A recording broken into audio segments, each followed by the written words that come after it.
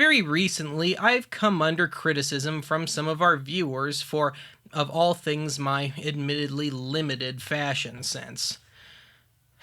My official response to this? Get bent. Anyway, it gave me the idea for today's show at least. Today, we take our second trip into the VHS vault for fashion videos. I'm not necessarily discussing trends here so much as I'm discussing things that, while they may have slipped into the public consciousness on a small scale, never fully caught on. For the record, I did own a pair of those LA lights, and was constantly distracted by them in class. Having said that, I consider myself fairly proud to have very rarely been one to buy into trends. Between crap styles like this, and this atrocity, which I also never bought into, thankfully, I think I've made out all right.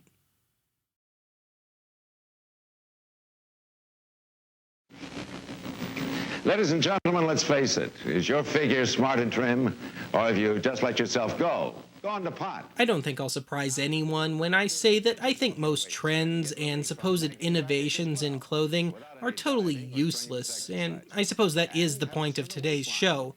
It's all about those why moments. Now, in the case of this ad for the zip-away male girdle from way back in 1971, it's just merely an interior embarrassment, whereas the two VHS tapes I intend to discuss provide sheer, uncomfortable exterior embarrassment. There's a his or her zip-away for you. A zip-away brief for men, zip-away for women. And they're made of DuPont's lightweight, amazingly strong Lycra spandex. Now you can feel and look younger. I guess we ought to get to today's tapes, huh? This first one is called Scarf Sensations.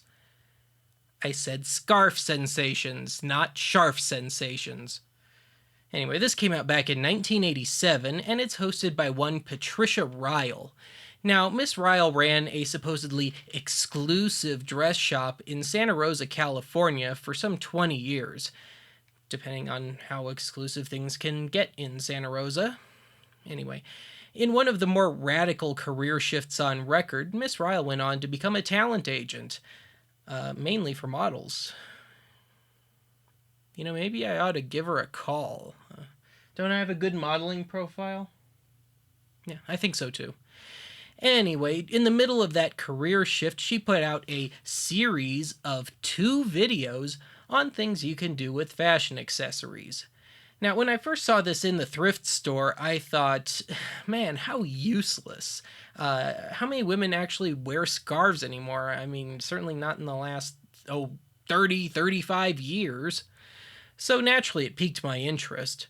But the other main reason I picked it up was, well, let me show you.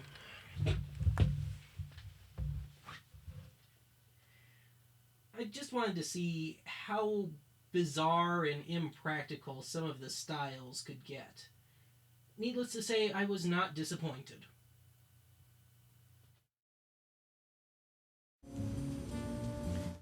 Grandma, stop trying to seduce me! I'm not into that sort of thing. This is the third shape that I will be working with. It's called a square, and it's a terrific shape to work with. Because it's square. Throws most women for a loop. Speaking of the loop. Nice segue. Not awkward at all. First I'll make a triangle.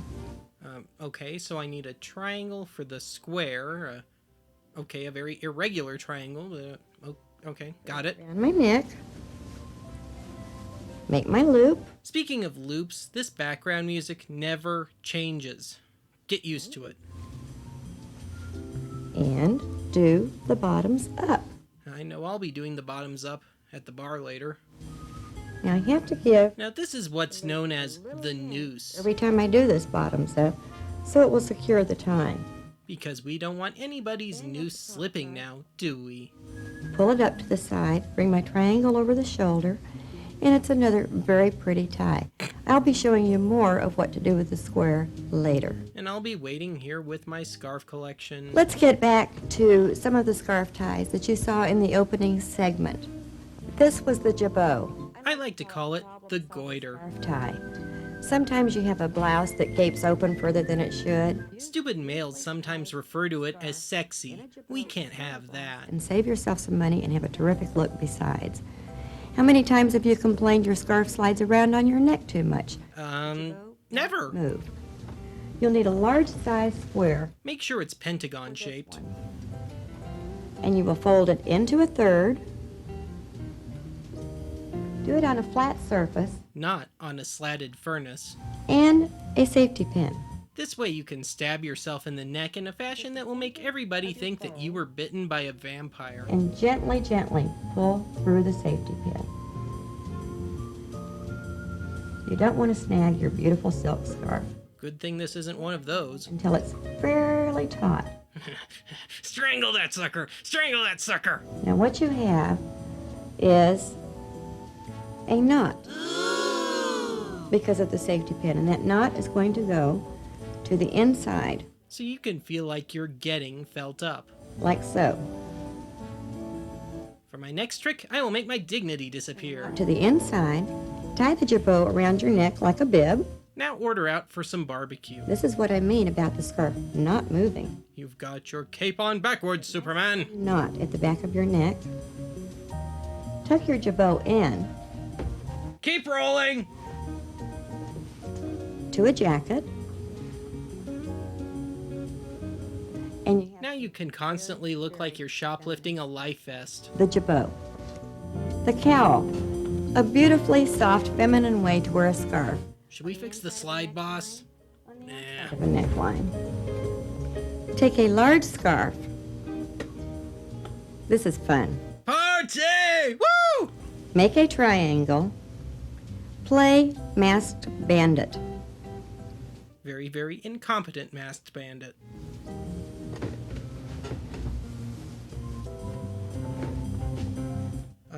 Patricia, I can see you tonguing that scarf. It's kind of disgusting. Now remember that strangulation is the key here. I couldn't tell you what I was doing because my face was covered up. So I did it very, very slowly.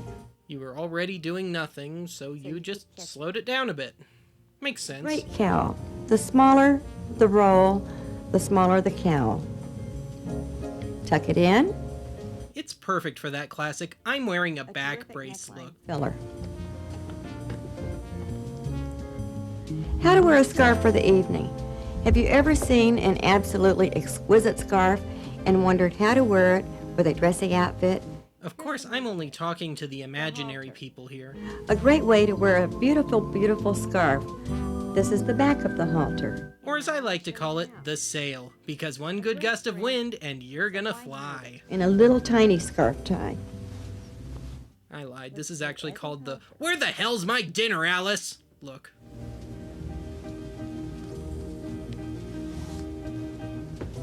I tied it around the neck, and now I will tie it around the waist in the back. I lied again. It's actually called the self-delusion. Taking the square at its full advantage, and then just tying each of the corners together. Now let's zoom in real close, just in case you're not smart enough to know how to tie a grocery bag.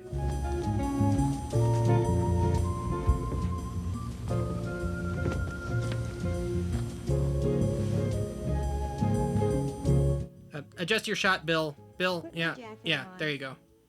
There you go. Halter. And I've got a terrific evening look. The armless look is really gonna be hot someday. Special tie for last. As in a riding the short bus sort of special. With a large, large square. Preferably rectangular. And you're going to be tying the ends together, folding it in half, tying the first end. Anyone else get the feeling she was just messing with the audience at this point? And the other two ends.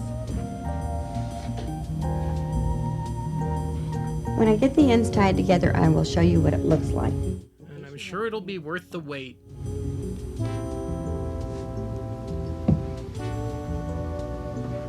The large square folded in half with the two ends tied together on each side.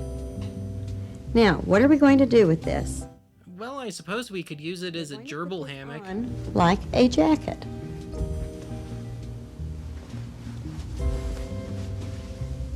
This is the showiest way to wear a spectacular scarf. The cocoon is also Camera 2, Patty. There you go. cover bare shoulders with a marvelous wrap.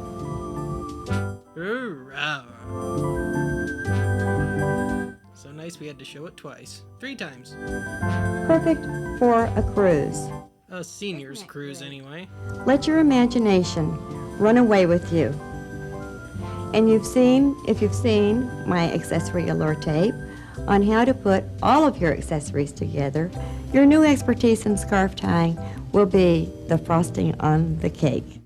For the record, I don't have a copy of Accessory Allure, nor do I wish to ever see a copy.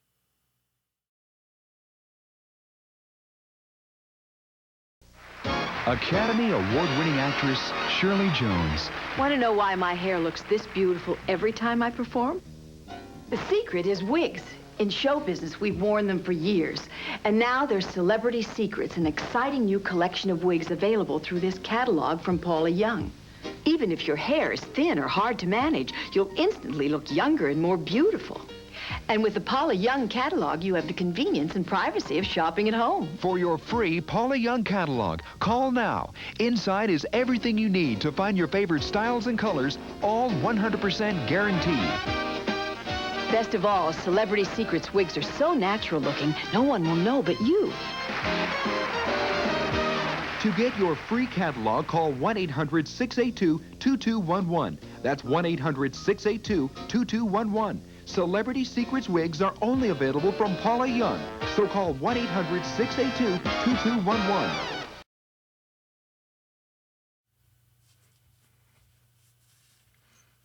You like my scarf? I'm so proud of this knot I came up with. I think it's just great. Let me show you. Well, maybe not. You'll just have to take my word for it. It's a nice one, though.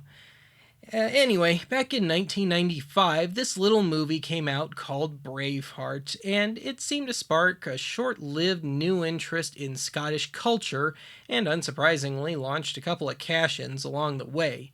Now, probably the strangest thing to come out of this was in, I'll call it 96, 97, there was a certain attempt to get men into skirts. I mean kilts, military stuff. Anyway, for the record, I personally, to the best of my knowledge, am of no Scottish heritage, so this fashion kind of falls a little bit outside of my ballpark. Well, that and I just don't think I have the legs for it. Anyway, this tape is called The Secret of Wearing a Kilt, and as you can tell, no expense was spared in this artwork, and or the tape label, for that matter, as well. Anyway, the production values on this tape are about on par with the artwork. And yeah, I think you can fill in the blanks on that one. Which reminds me, the sound quality on this thing is atrocious, and I apologize in advance for that. But then again, you'll also get bad editing, bad delivery, bad everything, so yeah, you'll have fun with it. I do have to hand one thing to this tape, though. It was pretty educational, all things considered. Let's take a look.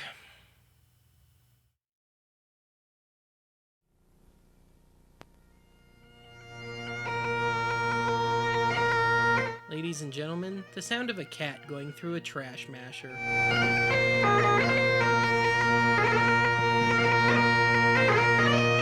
And nobody will ever see this overscanned. We can be lazy with the credits.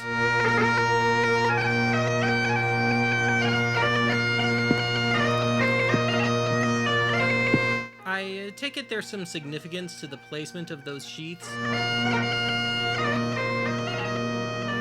Martin ba Harwich. Camera hashiv Harwich more. Agama topale agasu hein. Agama. Don't tell my heart, my achy breaky heart. I just don't think it'll understand. And welcome to the secret. So this is what Jamie Heineman did before Mythbusters. My name is Ron Cameron.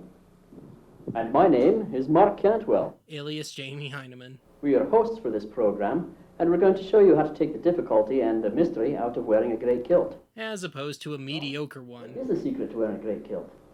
Well, Mark, the secret of the kilt Keep rolling. is in its versatility.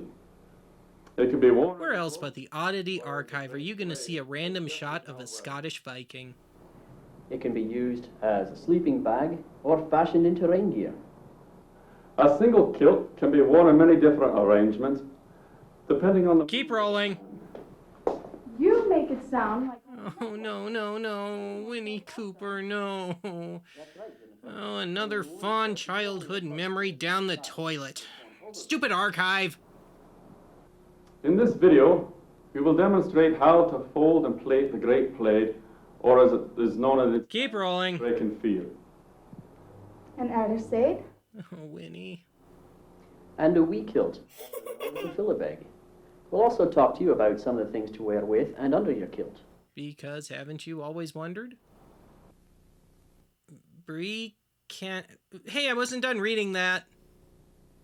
For your break and feel, you will need A length of fabric 54 to 60 inches wide and 5 to 9 yards long. Okay, where's your accent, young lady?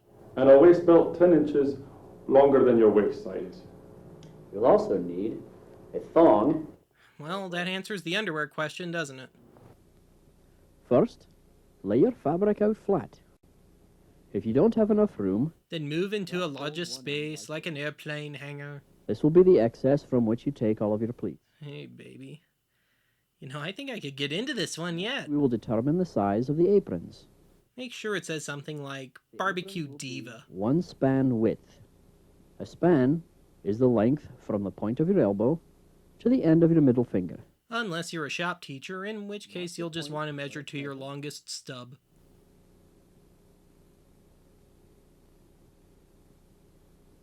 And we'll begin pleating. Okay. How's that? Begin pleating. Pull your first pleat to the span mark that we've already determined.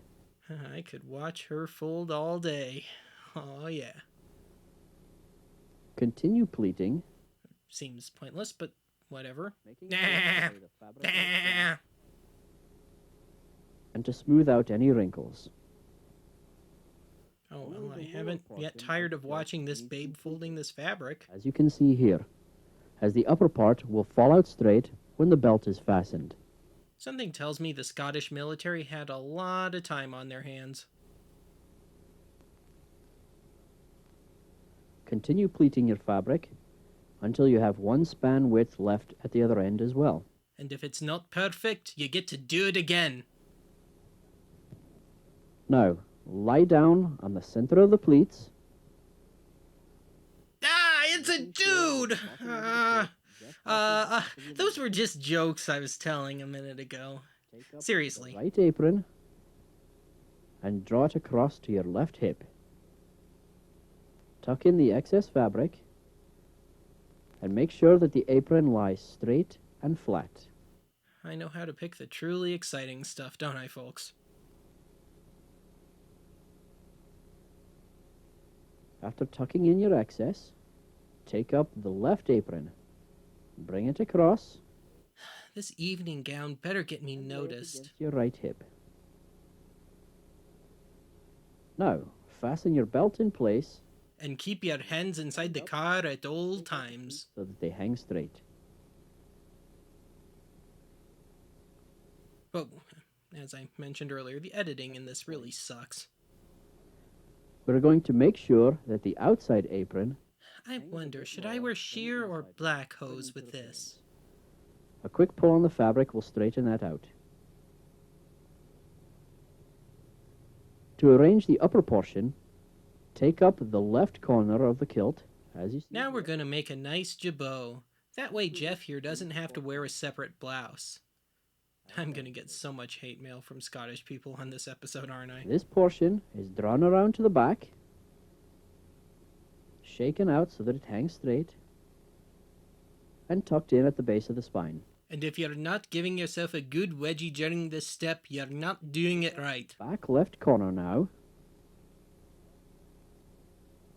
and draw it up over the left. Oh, this is going to be such a wicked toga party. Take out the pleats so that everything hangs straight. Now hold the fabric in your teeth, While you're powdering the Bactine in the open wound. the right corner of the kilt. as you see here. Again, pleat it 2 to 4 times. Pleat it, pleat it, pleat it, pleat it. No one wants to pleat it, pleat it. They may be fastened with a leather thong, Kinky. or in this case, as you can see, with this bunny penannular brooch. This is the serpent model. The brooch does not need to be passed through the fabric. As you can see here, friction is enough to hold it into place. The friction between you and your wife caused by your wearing this outfit, that is. All right then, laddie. Why don't you give us a look? Yeah, I know, I can't whistle to save my life. That's grand. Other side. All right, finally! Payoff time! Other side. The fabric is pleated and belted on in the same fashion as the Brecken feel, as you can see. What the hell? However, It's okay for the guy to show some leg, but not the girl? Sexist. and do not cross over in the front. The corners are now taken up, passed over the shoulders, and fastened together over the chest with a brooch, as you can see. So the woman's kilt is just some sort of cape? What a ripoff. This may also be tied together with a thong. Wrong thong. Now, as you can see, the back hangs down like a large cloak. For inclement weather, this portion may be drawn up over the head. Or you can disguise yourself as a Puritan woman. Evening, lassie. Ah, and modest she is, too. You know, a little too modest if you ask me. Like ketchup and pickle relish. Alright, what I'm wearing on my legs is a pair of Achrath or Moggins. It's a type of legging that goes from the ankle to just below the knee. And they're held on with a pair of garters. To hold the dollar bills. A pair of wool socks, which are down over my feet. As opposed to wearing them internally. These that I'm wearing themselves. They also make grand bowling shoes.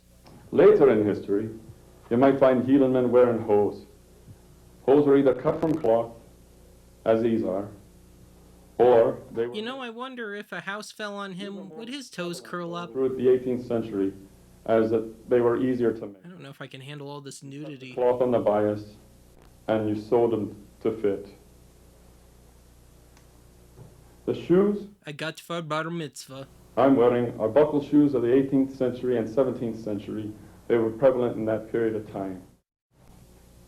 An alternate method for wearing the tartan is wearing the plaid in this fashion. And played, yeah. I bet he hasn't gotten played in years. This is the same material I was wearing earlier in the program for my break and field. It's held together with a brooch here and gathered, and also pleated. I'm wearing that because under the waist I'm wearing a pair of heel and throughs. Heel and throughs were prevalent. Well, at least it all matches. Lovely tourniquets he's got on there, though. And they were predominantly worn by Highland... Needs bells on his shoes, though. ...of the clan. There's a painting in Dunvegan Castle on the Isle of Skye of the MacLeod and MacLeod chief. MacLeod! In this particular style of dress. And this particular tartan, which was very prevalent in that period, is very close to what he's wearing in the portrait. And now, for the age-old question, what do these bonny lads wear underneath their kilts? I was just joking earlier. I don't want to hear this. Anything you'd like to wear underneath is actually proper. Regular briefs or boxers or whatever sort of underwear you prefer. Sheepskin boxers are also appropriate. Plastic undergarments will do as well.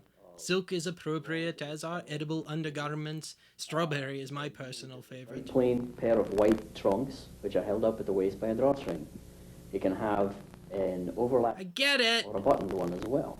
I get it. And as well, you can wear with the kilt a leather or a linen loincloth. For that primal feeling. Alternatively, you could wear the kilt by going regimental. Regimental meant wearing nothing at all under the kilt. I prefer it myself. TMI, my friend, TMI. That is what makes the Scotsman so attractive. This video has been Viking approved. A little loud. That's it for today's archive. Join us next time when this music will still probably be going on, and on, and on.